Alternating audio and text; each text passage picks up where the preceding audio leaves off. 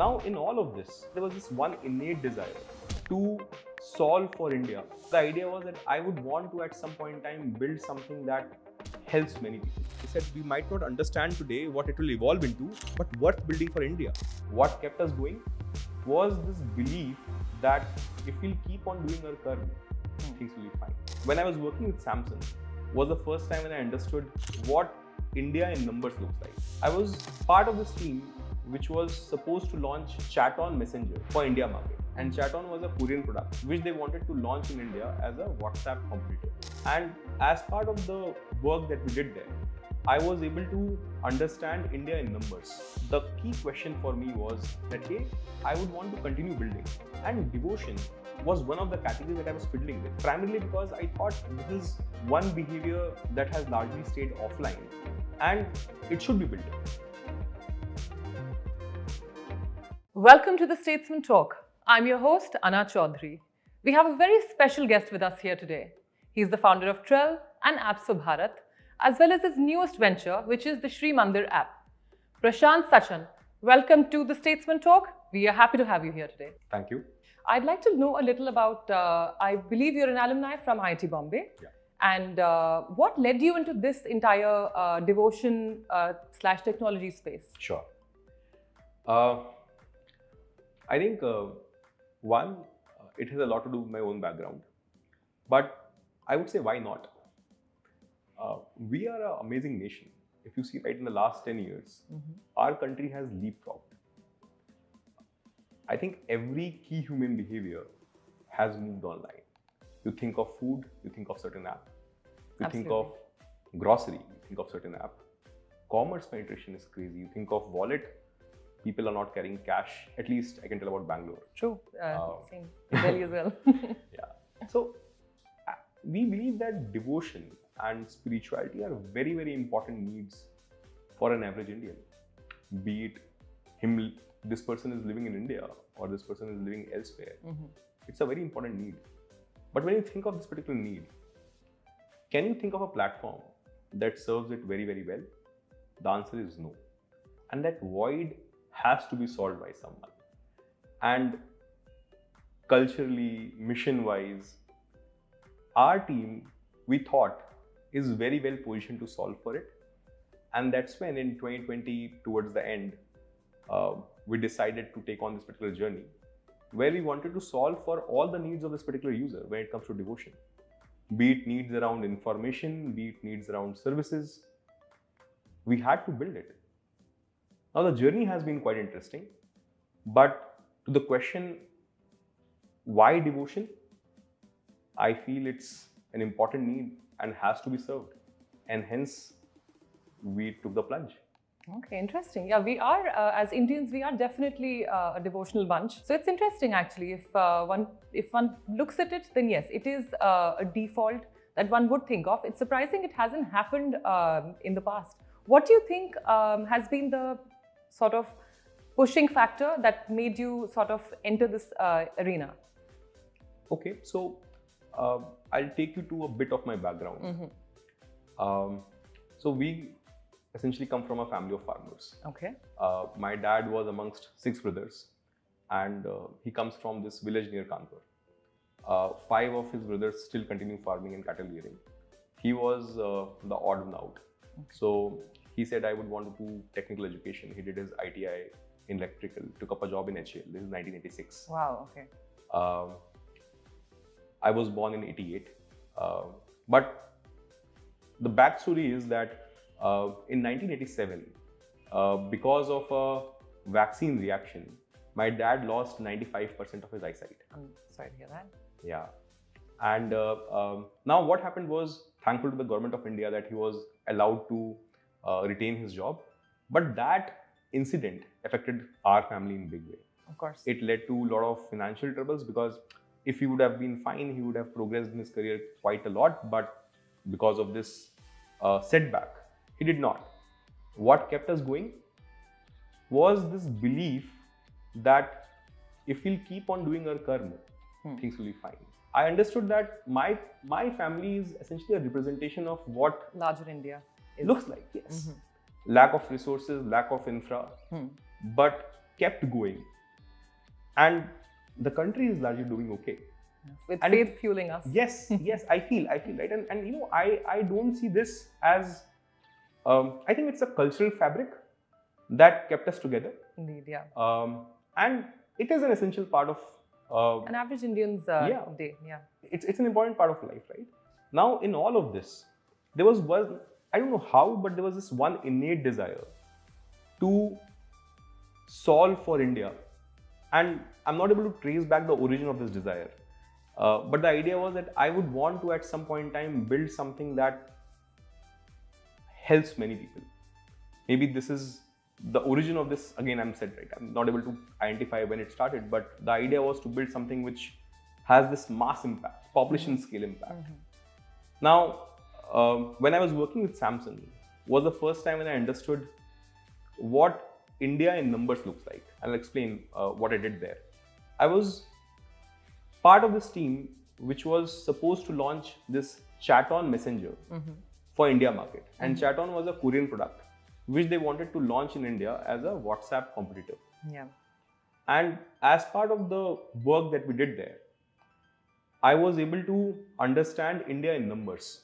Now that sort of brought in so I had this cultural sense, but when this numeric sense of the country came into my as an consciousness, aggregator, yes, basically. I was like, this is such crazy opportunity. Then when I worked with Microsoft, a lot of exposure came our way. 2016, I started my first startup. It was called Trail. The idea was to, and that point in time, travel was picking up and Instagram was also picking up and people were discovering things through photos and videos. We said that, hey, TripAdvisor is largely a certain kind of platform, but can we reimagine travel for this India? The key question for me was that, hey, I would want to continue building. And I was trying to identify what are the problem statements that I should continue building. And devotion was one of the categories that I was fiddling with. Primarily because I thought this is one behavior that has largely stayed offline and it should be built. And when I started tinkering and I started experimenting in this category, and I'll give you some bit of more details here. Now, 2020 mid was when I started thinking about my next venture. And I was experimenting in few categories. I was experimenting in fintech, I was experimenting in this space, and a couple of more ideas. Not education? I think a lot of very good players were there in education. Education is also quite dear to me. But I was somehow more inclined towards fintech. I was thinking about credit gap. In devotion was also coming to me because I understood this behavior quite a bit. I was like, this is one key human behavior which has not really moved online. Yeah. And let me try doing something in this particular space. The idea was that let me try what could be built and let the journey evolve. And I was open. I was quite open that way. So I ran a few experiments in all of these ideas. Now I actually built 4 apps in devotion as a category. One app was this literature aggregator, where I had actually, let's say, put all the devotional Hindu literature in one place. And you would ask, why Hinduism? So I was thinking about India in totality, but I was thinking about when it comes to faith, people would want to be served in a certain way. And they would want a spaced out space for them to consume and engage. So hence I thought, let me go faith by faith and take learnings from one faith and then see what more I can do. Fair enough. But it was an initial experiment. So literature app was one. Then another app was around devotional music. Third app was about tools, where there was Panchang, there was Gita books, and all of these things were there. The fourth app was this app called as Sri Mandir. I have been building apps for 7-8 years of my life, and the kind of and I feel people who create apps are also creators in some way. There's a lot of right brain element to it, and what they're looking for is applause or user love. Now it has been many years. At that point in time, when I was building apps, for the first time, I was receiving feedback that was very, very meaningful. Now it was not like, hey, it's a nice app, oh, good app. No, it was not that. It was many layers deep. And like I was thinking about this, right? I was like, I'm not sure what will come out of this because there was no precedence. And it's important. I'm essentially a capitalist, right? I'm supposed to build some venture for profit. And in this particular case, I did not know how to go about monetizing it, because Usually in India, at that point in time, we used to think about, hey, this is the business model, this works in China, this works in the US, it might work in India as well. And also there were no apps in India which were monetizing a certain way. I was like, hey, I don't know how will I monetize this, but the user feedback is deep enough for me to keep building. Now, let me also tell you that there were a lot of headwinds on this. When I started thinking about this, a lot of people told me, hey, it's a gray area. It's True, devotion. it's a very traditional space that you've actually entered into. Also, it's not cool enough, right? If you think Fair about this, right? If there's a young graduate who is from a X college, we also do a lot of status signaling. Yeah. Where, hey, I'm building this. This is very, very cool. Now, devotion for the longest time for a average 25, 26-year-old, 30-year-old guy, it's not so cool space, Correct. unfortunately. Fortunately, I don't know. Do you think it's the trends have been changing in the past, say, 5 years or so? I think so. I think I think what is happening is people are trying to find their anchoring. And I would want to take a couple of minutes here, right? Now, if you ask my story started where? At my childhood with my dad, kind of upbringing I had. Now, all of that is part of my consciousness and subconsciousness. True. As a nation, we also have a similar mind. As a civilization, we also have evolved. And we have evolved through those festivals, cultures, traditions, regions. Yeah. Now, that is an essential part of who we are. Now, in the last 20, 30 years, as we have modernized, as we have globalized, we have done things that pushed us forward. But I think there will be a time when we would try to seek for our cultural anchoring in some way. That, hey, who we are. And who we are answer comes from two places. Your own story and the story of how you have evolved as an individual through generations. So right here, I'm going to ask you, again, so since India is a very diverse country, and Hinduism, if you look at it, there is not one particular path. Yeah. There's so many deities, Yes. gods and goddesses to choose from. Yes. Along with that, there's also the question of each region has its own deities. Yes. That would be popular. Yes. And then you have yoga and tantra. So there's so Yes. many schools. Yes. It's basically for each person there's a different god almost. Yes. That's the kind of freedom that's allowed. Yes. So how did you manage to, or how are you managing to sort of bridge this particular aspect of It's it? very simple. Think of this, right? I am giving you a platform. I don't tell you what you should do. When you come on the platform, you choose the language or the region that you belong to. Let's say you're a Gujarati. We understand what kind of local deities and what kind of national deities people pray there. Okay. We'll give you an option of those deities that you'll set up, and you'll show your affinity to those gods and goddesses, and accordingly we'll set up your platform. You can also choose from a plethora of, or many of these local deities we have listed on the platform that you can pick and choose from. And we see these patterns. People from Gujarat will set up their shrine a certain way. People from Maharashtra will do it in a certain way. When it comes to them offering chadhavas or doing pujas, you'll see patterns there also. So what we have done is we have just made a platform. It's a technology platform which gives you all the options to be able to choose what your belief system is. Now, coming back to the point around the cultural anchoring. When I was thinking about this whole category, I was thinking about people and it was clear for us, right? We said that, hey, this is something we would want to build. The kind of user feedback was great. The kind of headwinds I was getting was more around that, hey, Prashant, you are a second-time founder. Why this category? Absolutely. No company in this particular category has gone public. No company has been able to raise substantial capital. And often what happens is when you go on to build a tech platform, and essentially in spaces where you're doing this behavior creation or category creation, you might need some bit of capital. Intensive, fair enough. Yeah. And because no one has invested in this category, people are like, why are you taking on this journey? But I was like that, hey, this user seems extremely deprived of some bit of love. Love where someone has given him a platform where he can connect better, where he can practice all what he has been practicing better. And if I were to do this particular job, I'll be able to figure out what's next for me. And to my surprise, what happened then was, I was speaking to my, Rajan at Peak XV was also an investor in my previous startup. And so was the B Next. I sent them a snapshot. They were asking, what are you up to these days? I sent them a snapshot that, hey, this is what I was trying to build. This is how the numbers look like. They said, numbers are too good. We might not understand today what it will, and it was a beautiful journey that we all took. They said we might not understand today what it will evolve into, but worth building for India. And they gave me my seed round.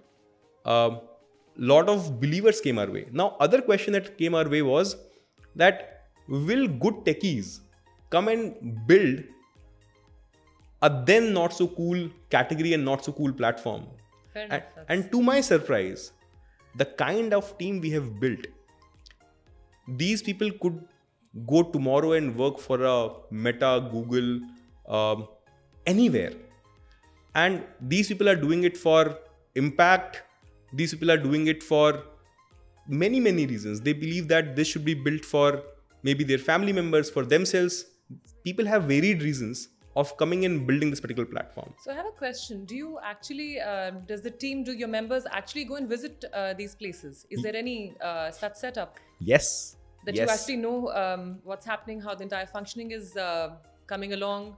I think that's the challenges. So if you'll ever come to my office, you'll see a large chart which points out the values. The number one value in that particular chart, we have 7 values. The number one is user obsession. Mm-hmm.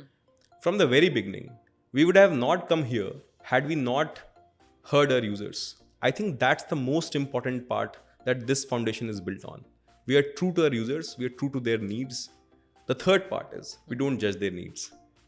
Now, when we build this... What do you mean by judge their needs? See, it's like this. Now let's say if a user wants to order biryani at 1 a.m., Swiggy or Zomato should serve it. Sure, correct. I'll give you that parallel, right? If a user asks me that, hey, I would want this on this app, I'll give you examples.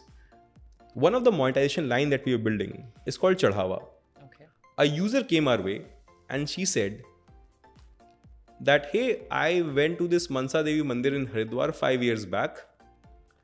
Every single Friday, I would keep some money in my home shrine as a way for me to keep collecting that money. And when one of my relatives goes there, I'll tell them that, hey, आप ये पैसा लो और मेरे परिवार के नाम से, मेरे बच्चों के नाम से वहाँ चुन्नी चढ़ा दीजिएगा. Now, if I were to think it from any layer of rationality, like, why would this user do that? Yeah. She does that because it gives her hope. It gives her happiness. Now, like I said, right, judgment. I could have judged that and said, what kind of need is this? My job is to build for this particular user and to give her the most trusted platform that there is. So we said that, hey, let's send a team and do it there. So we did a small setup, found a few temples which were keen on doing that and said, let's just launch this. What I mean by judgment is, had we not chased our user needs then, we'd have not gotten here. How many tie-ups do you have with such temples? Would you say the Shakti Peeths? Yeah. Which major temples and which major premises are part of your... Sure. So there are roughly 50 temples which are part of my platform at this point in time. Okay. And we have gone to them layer by layer. I'll tell you how we have started this.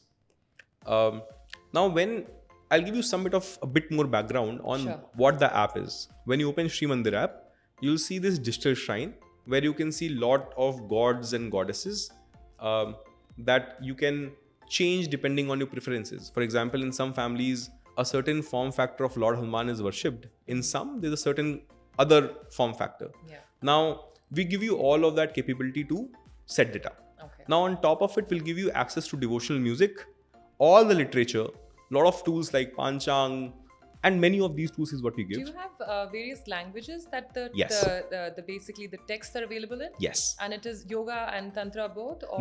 No. It's like this. It's a Masi platform, which is about this whole need of. So think about this, right? Anyone who would go to a temple, who would queue up there, who would pray, anyone who would pray at their home shrine, anyone who would do a Lakshmi Puja in Diwali is my user.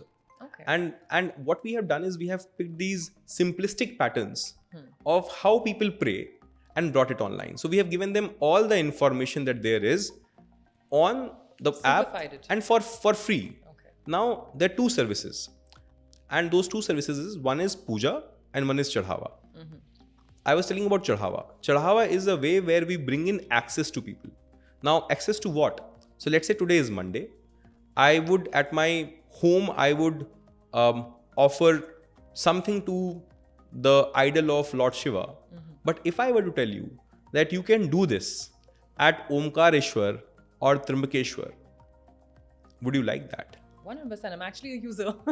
I have previously actually been on your platform and used it. So it is interesting. Yeah. And I'll tell you one more thing, right? It doesn't stop there. Yeah. So far what has been happening is that, okay, you give me your money, I'll offer it. Yeah. But people want to be gratified more. They want more proof points. So what we did was we went as much ahead as we can. So we said that, okay, you would want to make an offering of a basket of flowers in Omkareshwar, for example, but we would want to give you proof. So what happens then is that request goes on to my temple partners.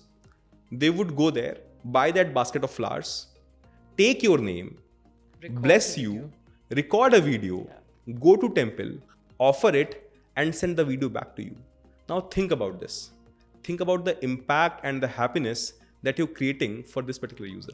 It's magical. And the kind of feedback that we have been getting, I'll tell you a few ones, right? So there's this guy who has been doing it every Monday at this temple. And I actually speak to all the users who like it and who don't like it. And this person said that, hey, I do this I make this offering for my mom and for my grandparents. Now, whenever he gets a video, he sends it back to them on WhatsApp. And he says the kind of smiles I get is priceless. And they would send him all the blessings saying, beta bahut अच्छा किया है, चढ़ा दिया, अब तुम ये भी कर देना, वो भी कर देना.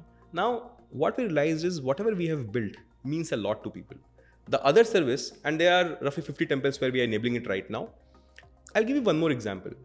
Now, there was this Shani Jayanti a couple of months back, and Shani Shignapur is our partner. Around 1.5 to 2 lakh people would have gone to that temple on that day.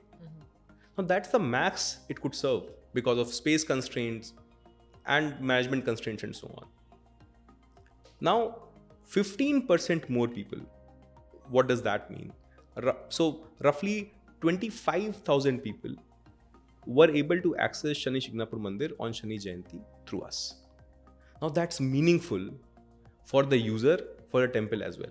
Interesting. So please tell me about the challenges. That's all the good part. Yeah. I'd like to know about the challenges that you're actually facing because it's a huge operation. I'm sure it has its own challenges and difficulties. Yes. So what are some of the teething issues that you actually encountered while building this? And what are the things that you feel that you're sort of navigating through at this point of time with the app? Yeah. So we have built systems. We are a tech company essentially. So if you ask us internally, the way we have built systems and processes is no different from any other Indian consumer internet company. So we feel that we are like any other company which happens to serve for the devotional needs of people. Like any other company is providing access to grocery or food, we are providing access to devotional services. So the systems are built that way. Now, when you give me these 25,000 requests on a given day, what happens? Two things happen. We would, one, understand how many people on the temple side are available to be able to do this. And we'll segment it, spread it out. There's a backend app that we have built which has made the life easy for those people. So they would operate in pairs. Now, if I am the person who is doing these sankalp or naam or name calling, let's say you are my assistant and you would record that particular video. I'll say I'll initiate the video by blessing the users and saying that today is the day and whatnot, and I'll record that particular video. Then I'll say this is the basket of flowers or oil that I'm going to offer. You'll record that. I'll take the names. I'll make the offering. All of this is mapped where once this whole process is done, the video is sent automatically back to the user. So what we have done essentially is we have solved for a scale. Now imagine this. A temple in the country today could serve 1 lakh people. Fair enough. Can we build systems where another lakh people could get access to that temple through us digitally. Okay. That's what we would want to do. And we are building systems and processes to be able to do that. What are the challenges though? There are two kinds of challenges. One, on the user side. Now, what has unfortunately happened is the space has seen a lot of not so trustworthy players who have operated in it. Fair enough. And if you will tell me that, hey, I'll do this for you, you'll say, fair, take But my how do money. I trust you? And you'll say, fair, take my money. Okay. Now, you'll give the money. But if I'll not deliver my promise, you'll be like, everyone in this category is not trustworthy. The second part, when we do all of that and the kind of processes, systems, ethics that we have, when we tell people this, that, hey, this is what we're going to do, the first question is this true? Sounds too good to be true. Now that's the part, which is, I think we have some wins there. Today, Sri Mandir is the largest platform when it comes to serving Hindu devotees, be it in India or be it outside of India. And of course, the adoption will take its own due course. The second part to that is, and people are learning, people are trying these services, loving them. Yeah. The second part is the adoption of technology in temples. Now, what happens there is, when you go to temple and say that, hey, we'll do this for you. Now, some temples are immediately ready. In some temples, they would take some time to understand, assess, look at the data, talk to other temples. They themselves try and see how well we are serving them, and they realize that this company is actually holding on to the values that the temple stands for. And then they decide to partner. And when they partner, there is some bit of training work that we would do. We would educate their team and tell them this is how it's supposed to be done. So there is some bit of work, but I think this is the effort that we would need to get into the compounding journey. I think we have done a lot of work over the last few years. And I think as people are honing to the idea of that, hey, this works, we are seeing people coming to us and saying, and few large temples have come to us recently and they have said that, hey, what you guys are doing is great. We have heard from our own team and many of our devotees that why are you not on Sri Mandir? And that's where we're like, hey, this is starting to work now. Okay, so see, devotion and rituals are a very private affair. Yeah. So you were bringing that in terms of actually sending videos to the users. And what are you giving back in terms of, say, to the temples when you do these tie-ups and the temples that agree? Yes. How are you sort of, what's happening on that space? If you could talk a little about that. See, it's like this. Temples are these beautiful institutions that serve these devotees, and they have their own initiatives that they would finance in different ways. They would finance it through donations, through revenue that they would make from services. We essentially help them monetize their services in a better way. Okay. And there is an agreement between the temple and us where we would take some bit of platform fee. The rest of the money goes to them. And in many cases, the money is getting substantial enough where they could initiate newer public work, newer welfare work for be it the community of Purohits or their families, or do some bit of maintenance work. There's this interesting story. There's this temple called Suryadev Galtaji in Jaipur, which is essentially a tourist spot. But this temple has beautiful historical story around it. Now, for the longest time, people used to go there as a tourist spot, and they would not even enter the temple premises, or few of them would enter the temple premises. They would go take pictures and come back. And when we brought this temple on our platform, they got good demand, primarily because the story was, and the backstory of and the historical affinity that people had to this place was quite there, and we were able to put it out to people, and people participated. The temple was able to generate some bit of cash flows, which helped them do some bit of maintenance work, put a shed and whatnot. I feel we essentially are in the business of preserving Indian culture and heritage in these small ways. And if we could support these institutions through the things that we bring into people, I think that will be a good value that we can actually add to people. I have a question here. So basically, if you think about the regular rituals that we tend to do at home, whenever, maybe once a year, maybe once a week, depends on person to person. But all of this is basically based on the touch and feel, which is a very important factor. Yes. Like if you're offering flowers yourself versus on, say, an app, how do you sort of delve into that challenge? No, it's not a challenge. Do you think that's a different category that you're serving to? It's not a challenge. Can I ask you a couple of questions? Sure, absolutely. One, where are you from? Let's say, which part of the country you're from? North India. Okay. So, do you remember from your early days where if some neighbor would be going to this pilgrimage, people would give them something Yes. to offer things on their behalf? We are that neighbor. Okay, that's That interesting. behavior is existing.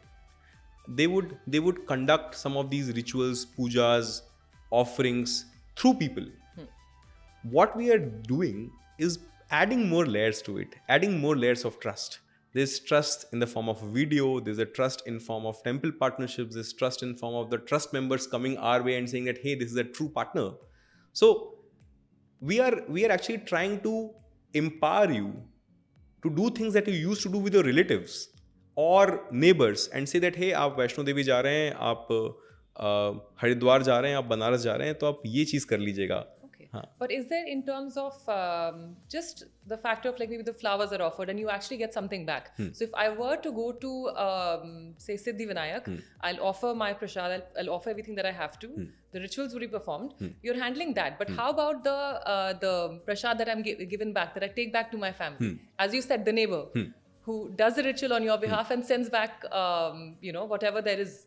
Some flowers, some prasad, some Ganga Jal maybe. Yeah. So is there a way that you actually serve your users? In puja, we do that. Let's say if you, and I did not speak about the puja part. It's like we organize these pujas at these pilgrimages and these temples, and you as a devotee can participate. And what you get back is a video or a live stream, and also get a prasad box. Oh, okay. Yeah. That's So interesting. it's an Ashirwad box is what we call it. Okay. And it has souvenirs from that area, from that region. All right. We would want to delve deeper into this particular part, but I think this is an evolving space. I think as more temples will come to partner with us and as they open up more to us, we would also want to enable more things around some of these souvenirs, some of these Ashirwad boxes. But I would say with Chadhawa, it's not happening. With Puja, it's happening. But we would want to go in as deep as possible to be able to serve our users. I mean, that's the commitment that we have. Maximum user engagement, basically. We would want to do that. Yeah. Serving all. Okay, Yes. interesting. Yes. What would you say differentiates Sri Mandir from other existing platforms that are doing a similar service? Absolutely.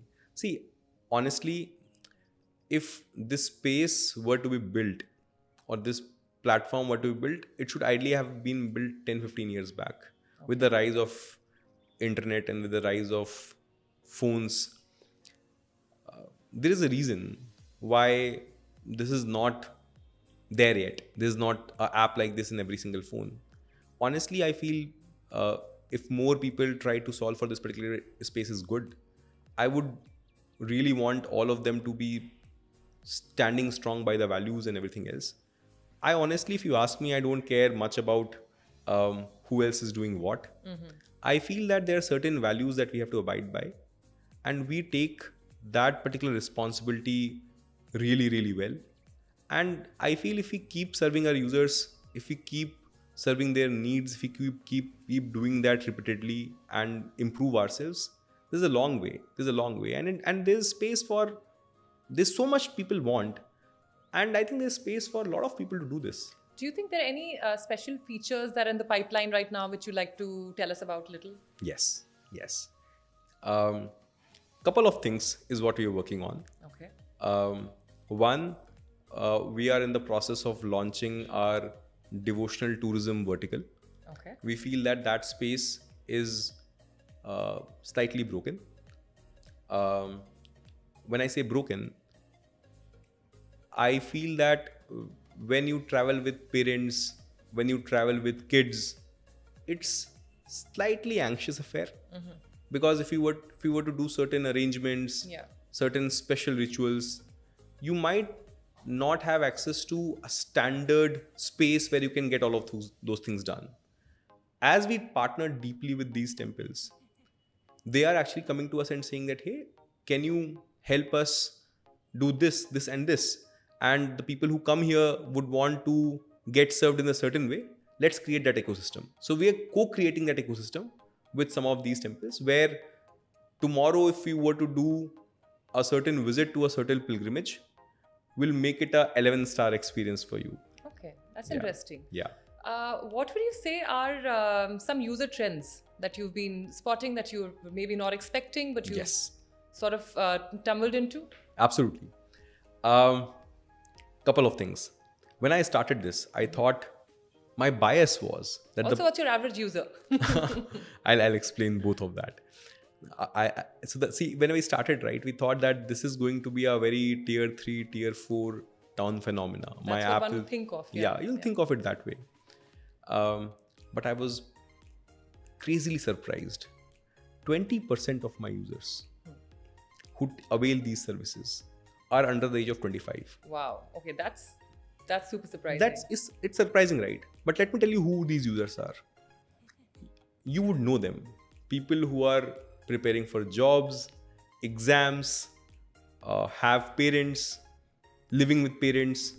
They are the users who are anyway doing that. Would they avail online access? The answer is yes, it's happening on Sri Mandir. 52% of my users are under the age of 35. Wow. Because normally you would associate maybe the elderly and people who would have maybe difficulty reaching the places or something. Yes. Now, this is where my broad biases broke. I was at this shrine near Jaipur, and they were like, so I was in Khatu, and it was a July midday, 40 degrees Celsius temperature. Around 4 lakh devotees were queuing up to do the darshan. Now, I'm someone who likes to observe and see who these people are. So I would look at what they're wearing, how they travel to this particular space. I would go to the parking lot. I would go to all of that, right? I would observe that. I was expecting the people who'd be queuing up there would look elderly. But that's what you normally associate. Exactly. But the people who were there on that queue were young. I would say most people there were young to mid-aged. Now, this is what devotion is in India. This is what the demographics is. And this is, we would believe that these users might be elderly, but that was one positive surprise. 20% of our demand is coming from outside of India. What's more surprising? I mean, you'll say, okay, these people might not have access. Away from family. NRIs away from family. But what's more interesting is 35% of my demand is coming from, and 35% of the people who book pujas with us are coming from the top tier metro towns. And to my surprise, Mumbai and nearby region is the biggest one, followed by the NCR region, followed by Bangalore, followed by Chennai. And this is where you would realize that these people have certain, they would want to do certain things on certain days, but they might not have access. Do you think it's a way of remaining connected to the places that you've mentioned, say NCR, Mumbai, Bangalore, Chennai? So these are cities where you have a lot of youngsters that sort of move away from their houses, maybe to study, could be to work. And do you think this is a upcoming trend where people sort of, it's a way of connecting to their roots, remaining connected to their roots, but in a simpler way? Yeah, that's what it is. And what do you think is driving this? See, I think as India will progress, as will our GDP per capita will increase, which means we'll evolve and will get better. A lot of our basic needs will get solved. As we move up the Maslow's pyramid, we'll try to find ways of self-actualization. You'll try to find that cultural anchoring. And people would go back and reflect on who they are, where they come from, go back to their value systems and whatnot. And it's happening in a big way. To our surprise, the kind of repeats we see from outside of India in metro towns are lot more than what you would see in the long tail of India. And what would you sort of ascribe that to? I think they want to find a means to be able to connect better. See, access and convenience. See, often when I say convenience, people will say, hey, devotion, why you're saying convenience? Yeah. I feel there are two paths that we have. Do we want a world where your youngsters and people who are in towns to be completely disconnected? Or do you want them to be still connected and be practicing? Yeah. What would you choose? Now, if convenience and access is a way for them to be connected, we as society should choose that as compared to a society which is totally disconnected. That's an interesting way to put it, actually. That's food for thought for sure. Yeah. Okay, so can you please tell us a little more about what inspired you after your experience with app building, with Samsung, after building Trell? What inspired you specifically for this? Is there a personal story here? See, I think there was this one trip that I made, a couple of trips that I made to China. Okay. This is when I was raising capital for my previous startup, which was Trell. I spent roughly 3 months in parts in between Shanghai and Beijing. Okay. And as part of that fundraise journey, I actually met a lot of startups and a lot of VC firms. And to me, the story of entrepreneurs in China is very, very intriguing. Now, what I learned about China was two things. The Chinese entrepreneur was very fierce. He was like, if there is a user need that is underserved and has to be built for, they go for it. And there is this internal saying there where they say that, hey, we do not care whether people think that it's an inferior need or a superior need as per popular beliefs. But if it has to be served, their job is to build for it. Whereas I realized in India, and this is long back, now things have changed. People are picking problem statements which are very unique to India. But there was a slight inhibition about, is this cool enough? Now, my key learnings about that market were that people were very keen about observing what is the behavior of people in the offline world and how do they move it online. And you see a lot of innovation that has come our way. Yeah. Be it live streaming, be it tipping on live streaming, be it group buying, community buying, all of these consumer patterns originated from China. Yeah. And when I was learning, talking to people there, I was like, this is such a fascinating country when it comes to solving for consumer. And what's more important is, think about this, right?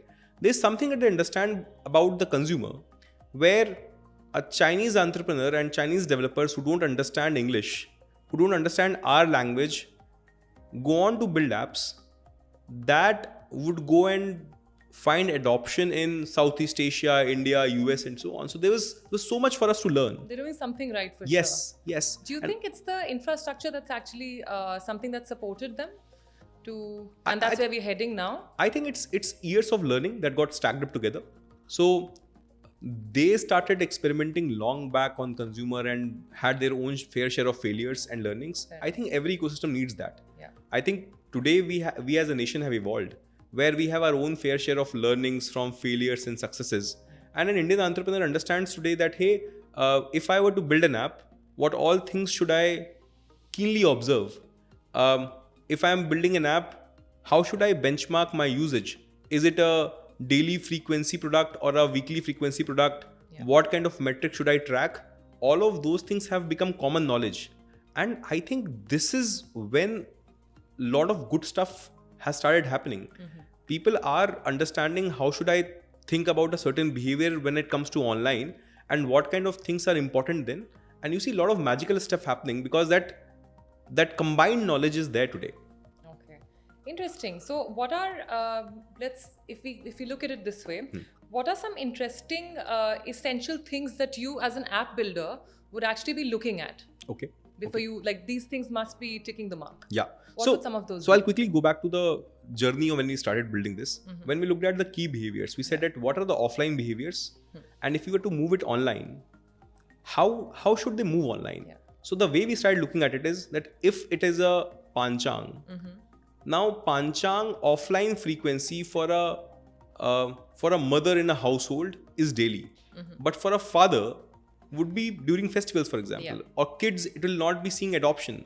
So when you are building this particular online feature around panchang, you would expect similar frequency across these categories of users. Fair enough. So the way we look at it is, how was the frequency and retention of these features in the offline world, and when you move it online, how would it look like? So for us, what was important while we were choosing what feature to go after was the frequency of usage and of course the retention. And the third part is it leading to any kind of habit formation? Because when you're building an app, habit formation becomes important. Fair enough. So these were the three criteria around which we are evaluating which idea we should go after. Okay, interesting. Could you tell us a little about where Sri Mandir is heading? Okay. See. And what are your expansion plans? Yes. In the coming 2-3 years? We would want to build this platform for devotees where they can get access to devotional information or devotional services in a way which is extremely trustworthy, convenient, and that access is solved for them across demographics, across ages, across whatever patterns you're able to observe. Yeah. Now, this is where we want to be. Now, when it comes to information, what we're also developing is this Gen AI-led bot, where we are saying that, hey, let us understand all the information and knowledge that there is and serve it to people in a very simplistic way. So we do have all the literature on the platform, but imagine that there is a Panditji which is there in your phone and you can ask him that, Panditji, Diwali kab hai? Is Diwali mein, how should I set up my puja sthali, for example? Or you could ask him any other thing. So one, on the information side, we are creating this complete stack which will help you get access to information in the most simplistic way, in the language that you understand, and is able to serve you in the way you would want to be served, understanding your usage patterns, understanding who you are, and so on. The other part is services. On the services part, we are solving for all things that you would want, be it online access or be it offline access. Chadhawa and Puja is the online access to temples and pilgrimages. Fair enough. The offline access is about things around experiences. So all things combined is what Sri Mandir will evolve into. Now, what's ahead for us? We are just getting started. There are only 50 temples on the platform. There are many more temples that will onboard. We'll go in deeper and solve with them. On the other end, we would want it to take to all the regions. We are right now predominantly in northern, central India. We have just launched southern India. We would want to expand to all the regions and serve people alike. We would want to take this particular platform to all the people in diaspora. So the idea is to be able to become this one platform that serves these needs in the finest way across this whole spectrum. Okay, interesting. So it was lovely talking to you. Yeah. Thank you so much for being here with us and wish you the best of luck. Thank you. As it is, as you've mentioned already, it's only the beginning. Yeah. We wish you the best. Thank you. If you liked our episode, then please subscribe to our channel and stay tuned for more. Thank you.